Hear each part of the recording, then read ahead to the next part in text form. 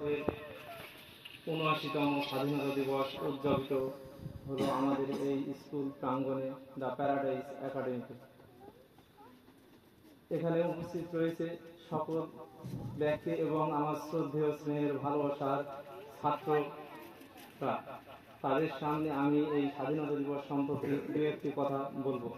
1947 সালে 15ই আগস্ট ভারতবর্ষ ব্রিটিশদের পরাধীনতা থেকে এই দিনে মুক্তি লাভ করেছিল। তাই আমরা ভারতীয় হয়ে খুব গর্ব অনুভব করি। We are proud to be Indian. ভারতবর্ষ বহু মায়ের বুক খালি হয়েছিল এই দিনটিতে। তাদের রক্তে রাঙায়িত হয়েছে এই ভারতবর্ষের প্রত্যেকটি মাটির ধূলিকণা। তারা তাদের প্রাণ দিয়ে এই ব্রিটিশদের বিরুদ্ধে লড়াই করে তারা ছিনিয়ে নিয়েছে ব্রিটিশদের কাছ থেকে এই স্বাধীন যে ভারতবর্ষ সেটাকে। তারা তাদের নিজের প্রাণ দিয়ে আমাদের এই ভারতবর্ষকে আমাদের আজ কতটা স্বাধীনতা লাভ দিয়েছে তা আমরা আর অস্বীকার করতে পারবো না। যেমন বহু বিপ্লবী প্রাণ দিয়েছে, তাদের মধ্যে হচ্ছে নেতাজি সুভাষচন্দ্র বোস। তার বিভিন্ন অনস্বীকার্য কাজ রয়েছে। তিনি ভারতবর্ষের প্রত্যেকটি জনগণকে জাগ্রত করে তিনি বলেছিলেন, give me blood, give you freedom. তোমরা আমাকে রক্ত দাও, আমি তোমাদের স্বাধীনতা ব্রিটিশদের কাছ থেকে ছিনিয়ে এনে দেব। এছাড়াও বিনয় বাদল দীনেশ, প্রফুল্ল চাকি, মহাত্মা গান্ধী, যিনি আমাদের father's of Nations in our country, তিনি ব্রিটিশদের বিরুদ্ধে বিভিন্নভাবে অনশন করেছেন এবং ব্রিটিশদের বিরুদ্ধে লড়াইয়ে তিনি বিভিন্ন দিক ভারতবর্ষের জনগণের মধ্যে জাগ্রত করে তুলেছেন। এছাড়াও বিনয় বাদল দীনেশ, ক্ষুদিরাম বোস তিনি কি করেছেন? অল্প বয়সে তিনি ব্রিটিশদের হাতে বন্দী হয়ে তিনি তার ফাঁসির মঞ্চে তিনি উঠেছিলেন, একবার বিদায় দে মা, ফিরে আসি।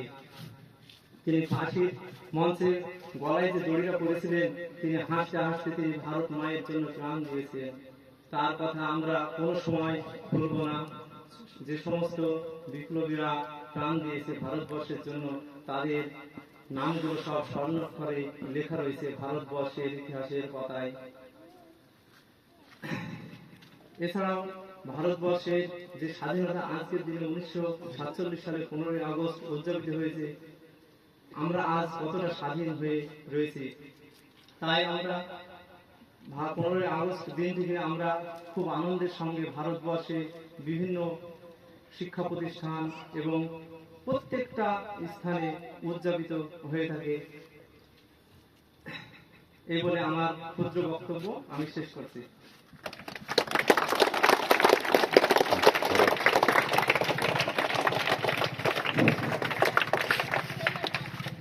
স্নেহের ছাত্রবৃন্দরা, স্বাধীনতা আমাদের কাছে এসেছে। এটা আমাদের দেশের মানুষের ত্যাগ এবং কুরবানির মাধ্যমে। যখন আমাদের দেশের প্রয়োজন ছিল রক্ত ঝরানোর, তখন দেশবাসীরা রক্ত ঝরিয়েছে এবং তারা শহীদ হয়েছেন এবং আমাদেরকে স্বাধীনতা এনে দিয়েছেন। এখন আমরা একটা স্বাধীন রাষ্ট্রে বাস করি। এখন স্বাধীনতা আসার পর তাহলে দেশের প্রতি তাদের যে কর্তব্য ছিল, স্বাধীনতা আনার মাধ্যমে তারা সেই কর্তব্যকে পূরণ করার জন্য তাদের জীবনকে উজাড় করে গেছেন। কিন্তু এখন আমাদের সামনে, আমাদের কাছে যে দেশটা আমাদেরকে দেওয়া হয়েছে, এই দেশের জন্য আমাদের কি কর্তব্য সেটা আমাদের জানা দরকার। যে না, ভারত আর স্বাধীনতা তো হয়ে গেছে, তাহলে দেশের জন্য ত্যাগের আর প্রয়োজন নেই, তাহলে কি দেশের জন্য করার কিছু নেই? না, এটা নয়। বরং স্বাধীনতা আসার পরে দেশকে স্বাধীন রাখা এবং দেশকে আরো এগিয়ে নিয়ে যাওয়া, এটা প্রত্যেকটা স্বাধীন ভারতবাসীর কর্তব্য। আমরা ঈমানওয়ালা, আল্লাহ পাক আমাদেরকে দুনিয়াতে ঈমানের সাথে পাঠিয়েছেন এবং আমাদের নবী হযরত মুহাম্মদ সাল্লাল্লাহু আলাইহি সাল্লাম উনি বলেছেন যে দেশকে ভালোবাসা হচ্ছে ঈমানের একটা অঙ্গ। এজন্য আল্লাহর জন্য দেশকে ভালোবাসা, যে ব্যক্তি আল্লাহর জন্য দেশকে ভালোবাসে এবং দেশের জন্য মৃত্যুবরণ করে, আল্লাহ তাকে শহীদ হওয়ার সুসংবাদ দিয়েছেন। এবং শহীদ কারা? যারা কালকে কিয়ামতের দিন দুনিয়ার কোনো বিচার, কোনো হিসাব ছাড়াই সরাসরি জান্নাতে যাবে।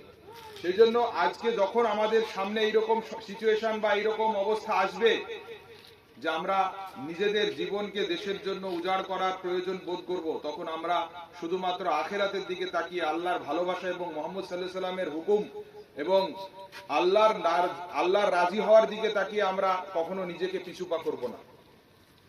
চাই আমাদের সামনে যতই সুযোগ আসুক, চাই আমাদের সামনে যতই ত্যাগ আসুক, চাই আমাদের সামনে যতই লোভ লালসা যাই আসুক না কেন, আমরা সব সময় দেশের জন্য লয়াল থাকব। এটা ইমানের একটা অঙ্গ। দেশকে বাঁচানো নিজের রক্তবিন্দু শেষ কতরা দিয়ে, এটা হচ্ছে ইমানের পরীক্ষার একটা বড় অংশ। এজন্য আমাদের এখন ছাত্র হিসাবে যেটা কর্তব্য সেটা হচ্ছে এই যে তোমাদেরকে এই দেশকে আরো আগে নিয়ে যাওয়ার জন্য, দেশকে আরো উন্নত করার জন্য এমন কঠোর পরিশ্রম করা